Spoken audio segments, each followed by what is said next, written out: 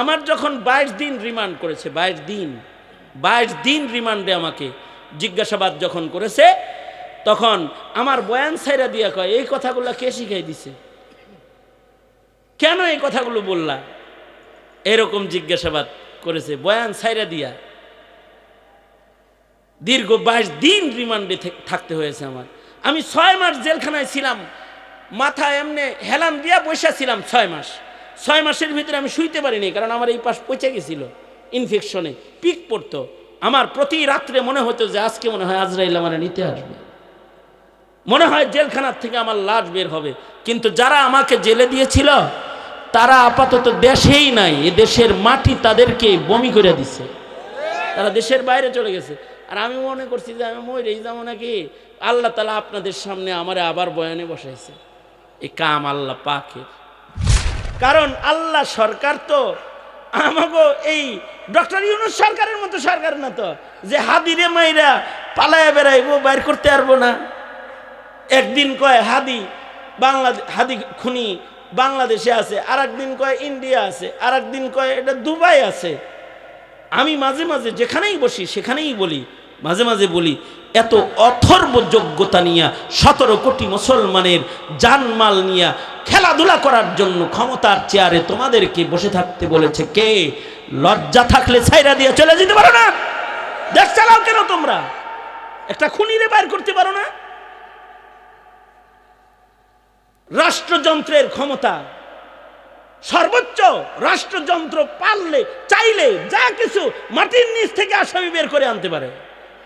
তার মানে তোমরা খুনির টাকায় বিক্রি হয়েছে, তোমরা যারা খুন করেছে তাদের কাছে তোমরা বিক্রি হয়ে গেছে। দুনিয়ার সরকারের কাছ থেকে তো পালান যায়, কিন্তু আল্লাহ সরকারের কাছ থেকে পালানো এত সহজ না তো। বনি ইসরায়েলে এক লোক ছিল, সারা জিন্দগি ভর কাফন চুরি করছে, সারা জীবন কাফন চুরি করছে। লোকটা কতটা থার্ড ক্লাস চোর, তো চোর, ঘরের চোর না, গুরুস্থানের চোর। তো এইটা কিরকম নিকৃষ্ট চোর। কিন্তু আজব বিষয় হলো, বুখারীতে আছে, এই কাফন চোরটাই মৃত্যুর কয়েকদিন আগে নিজের সন্তান গেড়ে ডাকছে। সন্তানদের এটা কি বলে, এ আমার সন্তানেরা। আমার যখন 22 দিন রিমান্ড করেছে, 22 দিন রিমান্ডে আমাকে জিজ্ঞাসাবাদ যখন করেছে, তখন আমার বয়ান ছাইরা দিয়া কয়, এই কথাগুলো কে শিখাই দিছে, কেন এই কথাগুলো বললা, এরকম জিজ্ঞাসাবাদ করেছে বয়ান ছাইরা দিয়া। দীর্ঘ 22 দিন রিমান্ডে থাকতে হয়েছে আমার। আমি 6 মাস জেলখানায় ছিলাম, মাথা এমনি হেলান দিয়া বসে ছিলাম 6 মাসের ভিতরে আমি শুইতে পারিনি, কারণ আমার এই পাশ পচে গেছিল ইনফেকশনে, পিক পড়তো। আমার প্রতি রাত্রে মনে হতো যে আজকে মনে হয় আজরাইল আমার নিতে আসবে, মনে হয় জেলখানার থেকে আমার লাশ বের হবে। কিন্তু যারা আমাকে জেলে দিয়েছিল তারা আপাতত দেশেই নাই, এ দেশের মাটি তাদেরকে বমি করে দিছে, তারা দেশের বাইরে চলে গেছে। আর আমি মনে করছি যে আমি মরেই যাবো নাকি, আল্লাহ তাআলা আপনাদের সামনে আমারে আবার বয়ানে বসাইছে। এই কাম আল্লাহ পাকের। তো মুহতারাম হাজিরিন, মৃত্যুর আগ দিয়ে এই নিকৃষ্ট সূরায় কয় কি, নিজের সন্তানদের ডেকে বলে, সন্তানেরা রে, সারা জিন্দগি কাফন চুরির মতো নিকৃষ্ট কাজ আমি সম্পাদন করেছি, রবের কাছে চেহারা দেখানোর মতো সাহস হিম্মত আমার নাই। সুতরাং আমি মরে গেলে আমার লাশটাকে আগুন দিয়া পুড়ায়া ছাই বানায়া দিবি, পুরা ছাইগুলাকে এক জায়গায় ফেলে রাখবি না, এই ছাইগুলাকে আবার বাতাসে উড়াইয়া দিবি, পানিতে ভাসায়া দিবি। 1 ভাগ ছাই বাতাসে উড়াইয়া দিবি, 1 ভাগ ছাই পানিতে ভাসায়া দিবি, যেন আমি বাতাস আর পানির মধ্যে জাররা জাররা হয়ে লুকায়া থাকি, আমাকে যেন আদালতে হাজির না করা হয়। বাপে যেমন মূর্খ, সন্তানগুলাও মূর্খ। হাকিমুল উম্মত থানবী বলেন, এই লোকটা জাহিলুত তাকদীর, আল্লাহ পাকের কুদরত সম্পর্কে তার ইলিম নাই, অজ্ঞতার কারণে নিজেকে পুড়াইতে বলেছে। সন্তানগুলাও জাহিলুত তাকদীর, সন্তানগুলা বাবার লাশ ঠিকই মরার পরে পুড়ায়া দিয়েছে, ছাই বানায়া দিয়েছে। পুরা ছাইগুলাকে অর্ধেক ছাই বাতাসে উড়াইয়া দিছে, অর্ধেক ছাই পানিতে ভাসায়া দিয়েছে। লোকটা আপাতত বাতাসে আর পানির ভেতরে লুকায় রয়েছে। মহান রব্বুল আলামিন বাতাস আর পানিকে আদেশ জারি করলেন, এরে বাতাস, এরে পানি, তোর ভেতরে আমার এক অপরাধী গোলাম লুকাইছে, তারে বাইর কর, বমি করে দে তারে। তো বাতাস তারে বমি করে দিছে, পানিও তারে বমি করে দিছে। কারণ আল্লাহ সরকার তো আমাগো এই ডক্টর ইউনূস সরকারের মতো সরকার না তো, যে হাদিরে মাইরা পালায়া বেড়াইবো, বাইর করতে পারবো না। একদিন কয় হাদি হাদি খুনি বাংলাদেশে আছে, আর একদিন কয় ইন্ডিয়া আছে, আর একদিন কয় এটা দুবাই আছে। আমি মাঝে মাঝে যেখানেই বসি সেখানেই বলি, মাঝে মাঝে বলি, এত অথর্ব যোগ্যতা নিয়া 17 কোটি মুসলমানের জানমাল নিয়া খেলাধুলা করার জন্য ক্ষমতার চেয়ারে তোমাদেরকে বসে থাকতে বলেছে কে? লজ্জা থাকলে ছাইরা দিয়ে চলে যেতে পারো না? দেশ চালাও কেন তোমরা? একটা খুনিরে বাইর করতে পারো না? রাষ্ট্রযন্ত্রের ক্ষমতা সর্বোচ্চ, রাষ্ট্রযন্ত্র পারলে চাইলে যা কিছু মাটির নিচ থেকে আসামি বের করে আনতে পারে। তার মানে তোমরা খুনির টাকায় বিক্রি হয়েছে। তোমরা যারা খুন করেছে তাদের কাছে তোমরা বিক্রি হয়ে গেছে। দুনিয়ার সরকারের কাছ থেকে তো পালান যায়, কিন্তু আল্লাহ সরকারের কাছ থেকে পালানো এত সহজ না তো। বুঝা থাকলে বলেন, বাতাস আর পানি কার গোলাম? জোরে বলেন, আল্লাহর গোলাম। আল্লাহ যখন কইছে আমার বান্দা একটা পালাইছে, বাইর কর, তো বাতাস বের করে দিয়েছে, পানি বমি করে দিছে। এই লোকটা অস্তিত্বে চলে আসছে। বুখারী শরীফে আছে, আল্লাহ পাক বান্দারে সরাসরি জিজ্ঞেস করতেছে, কিরে এরকম করছিস কে? এইভাবে নিজেরে পুড়াইয়া পালাইয়া এদিক সেদিক গেছিলি কে? বান্দা তখন বলে, ওগো আল্লাহ, কেউ জানে না, কিন্তু আপনি জানেন কেন এমন আমি করেছি। আল্লাহ, আমার মতো অপরাধীর আপনার সামনে দাঁড়াবার মতো সাহস নাই, এই কারণে আমি একটু পালায়ন করেছি। কেমনে আপনার সামনে আমি দাঁড়াবো? রব্বুল আলামিন, আল্লাহর রাসূল খবর দিয়েছেন। রব্বুল আলামিন বলে, আমার বান্দার পালায়ন করা প্রমাণ করে সে আমাকে ভয় পায়। আমি আমার এই বান্দার এই তাকওয়াল্লাহ খোদা ভীতিটা পছন্দ করে তার জীবনের সব গুনাহ মাফ করে আমি তারে জান্নাত দিয়ে দিলাম। এই জিনিসটা বুঝাইতে যে আমি অনেক সময় উপমা দিই। এইটা মনে করেন যে আপনি আপনার ছেলেরে মারবার লেগে দাওয়া দিচ্ছেন, লাঠি টুটি লইয়া, ছেলে যায় পলাইছে হইল দাদির আঁচলের নিচে। আপনার কি তখন সাধ্য হবে মার আঁচলের নিচ থেকে নাতিন বাইর করে আর নাতি বাইর করে না ফিটাইবেন? পারবেন না। আপনি তখন কি বলবেন? আজকের মতো ছাইরা দিলাম, বুড়া মার আঁচলের নিচে পলাইছস দেহে ছাইরা দিলাম, মনে রাখিস সামনে অপরাধ করলে কিন্তু 12টা বাজে 13টা চলে দিব। এই কথা বইলা চলে আসবেন। আপনার হৃদয়ে ধারণা কি? যাই ভয় পায়া আমার উপরে যে শাসন জারি করতে পারে তার আঁচলের নিচেই তো গেছে, যা এই খাতিরে মাফ করে দিলাম। তার মানে সামান্য একটু পালায়ন করাটাও সন্তানের হৃদয়ে যে ভয়, এটা পিতাকে নরম বানাইছে।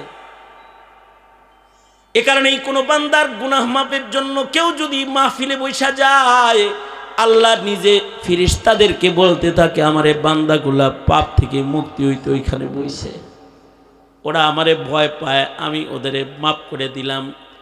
এ কারণেই আল্লাহ পাকের নির্দেশ হলো, ইয়া আইয়ুহাল্লাযীনা আমানুত্তাকুল্লাহ ওয়া কুনু মা'আস সাদিকিন। হে আমার আদরের ইমানদার বান্দা বান্দিরা, তোমরা আমি আল্লাহকে ভয় করো, আল্লাহর ভয় যে তোমার ভিতরে আছে, দ্বিতীয় কাজটা করো, কুনু মাস সাদিকিন। যারা আমার আল্লাহ ওয়ালা বান্দা, প্যারা বান্দা, তাদের সান্নিধ্যে যায় বৈশা যাও, বোঝা যাবে যে তোমার ভিতরে আমার ভয় আছে। অথবা তাদের কাছে বসলে আমি খুশি হইয়া তোমার গুনাহ মাফ কইরা তোমাকে তাকওয়াল্লাহর নিয়ামত আমি দান করব। যদি কারোর ভেতরে তাকওয়াল্লাহ এসে যায়, তাইলে এটা বোঝা যাওয়ার তরিকা কি যে তার ভিতরে খোদার ডর আছে, এইটা বোঝা যাওয়ার একটা তরিকা লাগবে না? এটা বোঝা যাওয়ার তরিকা হলো, যাদের ভেতরে আল্লাহর ভয় এসে যায় তারা গুনাহ করা ছাইরা দেয়। সুবহানাল্লাহ বলেন, সুবহানাল্লাহ বলেন। আল্লাহরে ভয় পায় মানে ইত্তাকিল মাহারিম তাকুন আবাদান নাস। সে আল্লাহকে ভয় পায়, তার গুনাহ ছেড়ে দেওয়া, গুনাহকে ভয় পাওয়াটা আল্লাহর ভয়। গুনাহ থেকে নিজেকে বাঁচানোটা, এটাই আল্লাহর ভয়। এই কারণে বুজুর্গদের কাছে গেলে পড়ে বুজুর্গরা মানুষদেরকে বলায়, যেমন আপনি আমিও অনেক সময় আল্লাহওয়ালাদের কাছে যে এগুলো বলছি, ওয়াল্লাহু হাজিরি ওয়াল্লাহু নাজরি ওয়াল্লাহু মাই। আমার সাথে বলেন, আল্লাহু হাজিরি ওয়াল্লাহু নাজরি ওয়াল্লাহু মাই। তার মানে এখানে একজন হাজির আছে, তিনি কে? আমাকে একজন দেখতেছে, তিনি কে? যেখানে কেউ দেখে না সেখানেও একজন দেখে, তিনি কে? আধার ঘরে, দরজা বন্ধ ঘরের ভেতরে আমি একা আছি, আপনাকে আমাকে কেউ দেখে না, কিন্তু অন্ধকার ঘরেও একজন আপনাকে আমাকে দেখে, তিনি কে? আপনার আমার যে কথা কেউ শুনে না, সে কথাও একজন শুনে, তিনি কে? হৃদয়ে সুপ্ত কল্পনার কথা, যা দুনিয়ার কেউ জানে না, যা কোনো ফেরেশতাও জানে না। ইয়ালামু বিদাতিস সুদূর, হৃদয়ের ওই কল্পনাগুলাও জানেন যিনি, তার নাম কি? জোরে বলে। এই জিনিসটা যদি কারোর দিলের ভিতরে থাকে যে আল্লাহ এখানে হাজির আছে, আল্লাহ আমারে দেখতেছে, আল্লাহ আমার কথা শুনতেছে, এখানে আল্লাহ আমার সাথে আছে, সে তো সাগরের মাঝখানেও গুনাহ করতে পারবে না, সে মরুভূমির মাঝখানেও গুনাহ করতে পারবে না, যেখানে কেউ নাই বন্ধ ঘরের ভেতরেও সে গুনাহ করতে পারবে না, কারণ তার দিলে থাকবে একজন দেখে, তিনি কে? এই জিনিসটার নামই হলো তাকওয়াল্লাহ, এটার নামই তাকওয়াল্লাহ। এটা বুঝাইতে যায় হযরত উমরের জীবনের একটা দৃষ্টান্ত বুজুর্গরা দেয়। সেটা হলো, হযরত উমর একবার মরুভূমি দিয়ে যাইতেছে, তো ছাগলের রাখালের লগে দেখা, বললেন, এই রাখাল, একটা ছাগল আমার কাছে বেচো, জবাই করে খামো, অথবা এর দুধ দহন করে আমি খাবো, একটা ছাগল আমার কাছে বিক্রি করো। রাখাল বলে, মৌলভী সাহেব, এগুলার মালিক আমি না, আমি রাখাল, পাহারাদার। পাহারাদারের বিক্রির অধিকার নাই, কারণ এগুলো আমার কাছে আমানত। আর একটা কথা, আমানতের খেয়ানত করলে পরে ঈমান নষ্ট হয়। বলেন, কি নষ্ট হয়? আমানতের সম্পর্ক মানুষের আমলের সাথে না, আমানতদারির সম্পর্ক মানুষের ঈমানের সাথে। যার আমানতদারি নাই, নবী বলে লা ঈমান লিমান লা আমানাত লাহু, তার আমানতদারি নাই, তার ঈমান নাই। তো এখন সে বলতেছে এগুলো আমার কাছে আমানত, এগুলো বেচা যাবে না। এই জিনিসটারই অভাব এখন আমাদের ব্যক্তি জীবনে, সামাজিক জীবনে, পারিবারিক জীবনে, রাষ্ট্র জীবনে। আমরা যাদেরকে আমানতদার মনে করি, তারা আমাদের আমানতের খেয়ানতকারী। ব্যক্তি তার ব্যক্তি জীবনে আমানতের খেয়ানত করেছে, সমাজ জীবনে সমাজের আমানত খেয়ানত হচ্ছে, রাষ্ট্র জীবনে আমানতের খেয়ানতের প্রতিযোগিতা তো ইলেকশনের মাধ্যমে শুরু হয়। এই সামনে ইলেকশন হইতেছে না, সব এমপি হওয়ার লাইন। এমপি হয়, এটা কি খুব শখের জিনিস, ভালো জিনিস?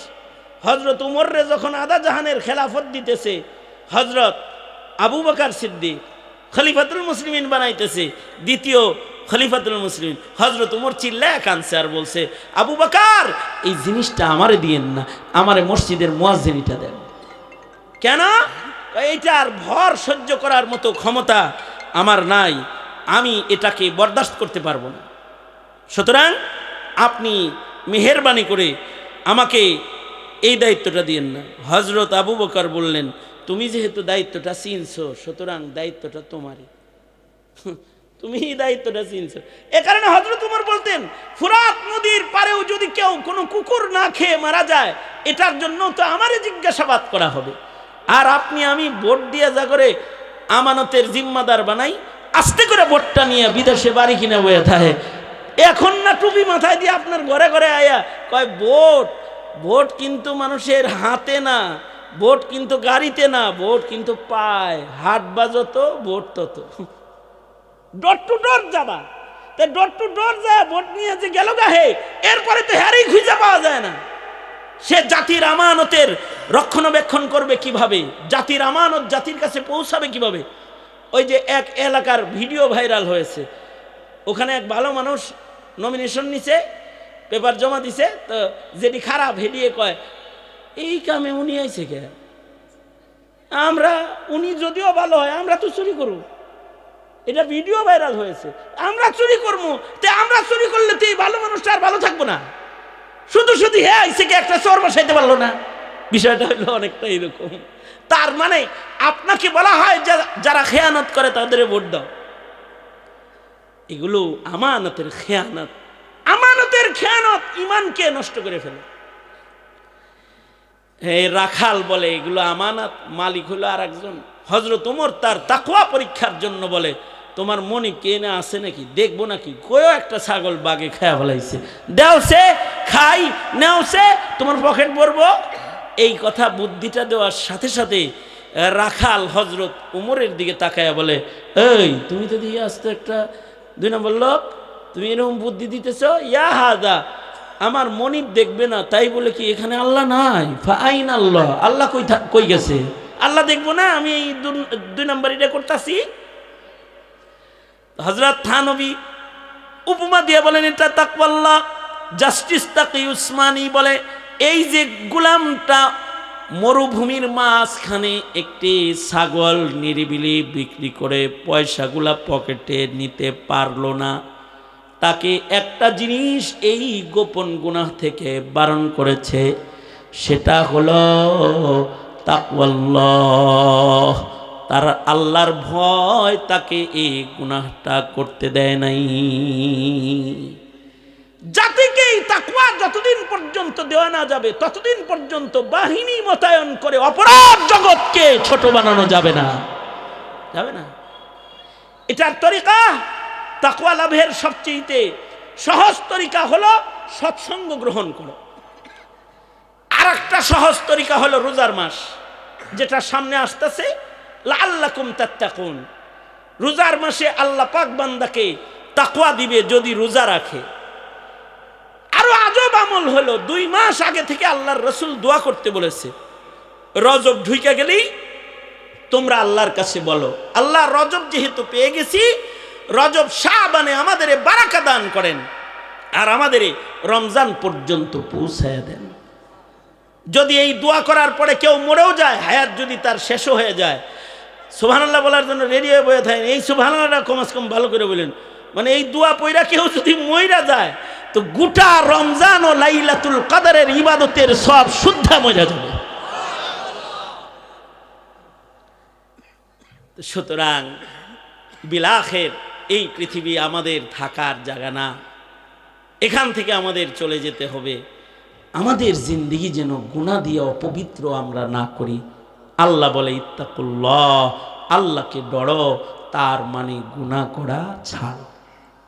শীতের রাত্রি মাহফিলে এসেছেন, ওয়াদা করেন আর গুনাহ করব না ইনশাআল্লাহ। বলে আল্লাহ আমরা আর গুনাহ করব না, তুমি আমাদেরকে মাফ করে দাও।